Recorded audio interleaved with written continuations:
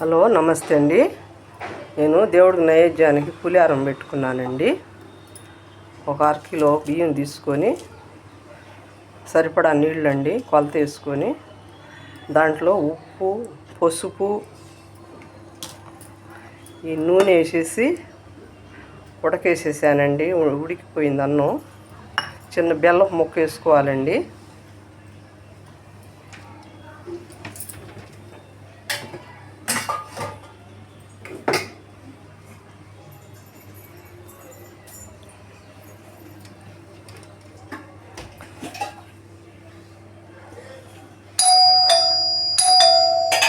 ఇంత బెల్లం వేసుకోవాలండి.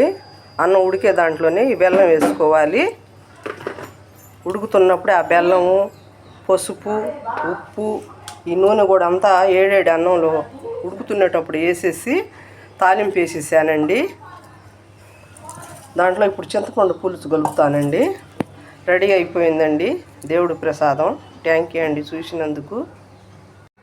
నమస్తే అండి. దేవుడికి ఉండ్రాళ్ళంటే చాలా ఇష్టం కదండి. ఆ ఉండ్రాలు చేసుకోవటానికి బియ్యం నిన్నే కడిగేసుకొని పిండి పట్టించుకున్నామండి. మెత్తగా పట్టించుకొని ఇట్లా బెల్లం, యాలక్కాయలన్నీ వేసుకొని కరగ తీసుకొని ఇట్లా వడపోసుకొని ఇసుక గిసుకుండకుండా ఇట్లా వడపోసుకున్నామండి. వడపోసుకొని ఉండ్రాలు తయారు చేసి నైవేద్యంగా పెడతామండి.